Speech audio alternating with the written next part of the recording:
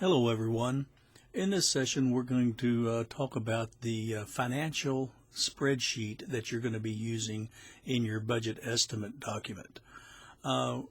First I want to show you, if you haven't already done so, how to download the files that you're going to need from the templates.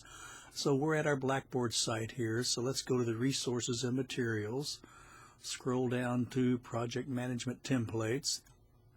And within there, there's a link to the student resources site on the author's website. So let's right mouse click that and open it in a new window.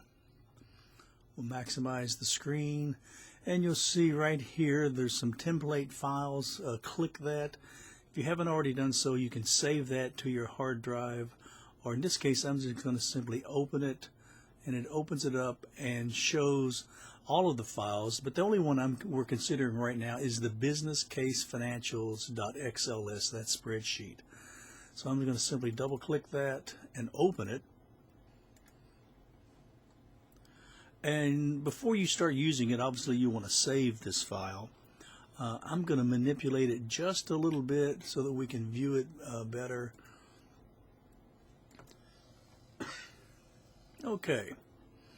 Okay, so like I said, this is the financial analysis spreadsheet that we're going to be using in item 10 of your budget analysis form. You can keep this as a separate file and just refer to this file in item 10 if you wish. This spreadsheet shows how the time value of money is determined. The results that you will derive from this are the net present value, or NPV, the ROI, or return on investment, and the year in which your payback actually starts.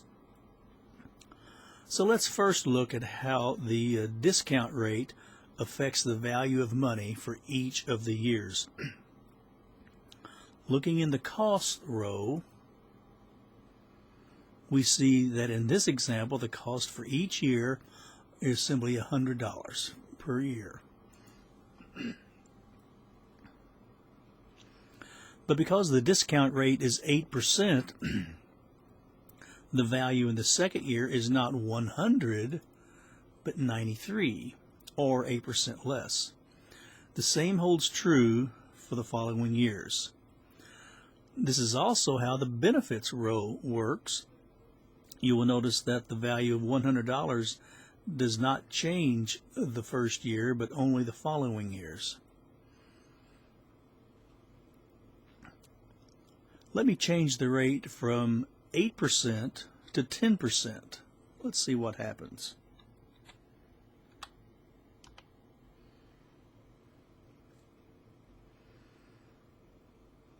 You'll see that the value is less because the discount rate went up. Let's see what happens if we lower that discount rate, in this case to 6%. You'll see that the value is now more, so the time value of money has changed depending upon the discount rate. Now let's look at how I'm going to change this back to 8%. Now let's look at how the NPV, or net present value, is derived. Each of the discounted costs, they're simply added together and summed and placed in cell F11. So that's just a simple addition there of those 4 years. Each of the discounted benefits are added together and summed in cell F15. So the net present value of the 4 years is the difference of these two values, and it shows up in cell F17. Your net present value must be positive in order for you to continue on with the project. Another value is the ROI, or return on investment, which shows up in cell B20. It is the discounted cost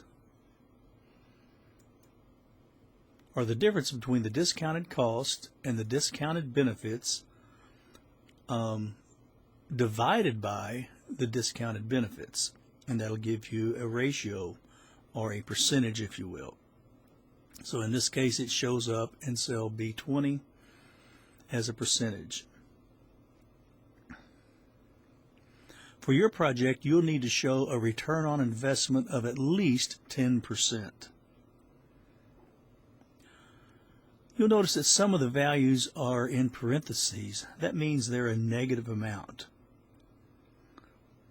So you can see that in the third year, there is a positive value in the cumulative benefits.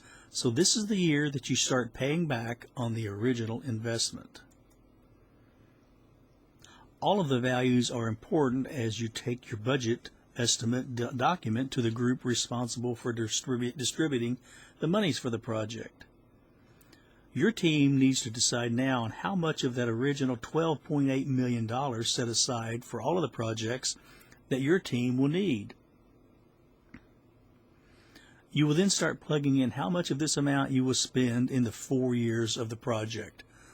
So you would put those values in these 4 cells as far as how much you're going to be spending or the cost of the project. You will also need to figure the benefits that accrue in each of the years, and that'll be in the benefits row. You'll also need to figure the benefits that accrue in each of these years, and that net NPV should be positive, and that you need to have at least a 10% return on investment.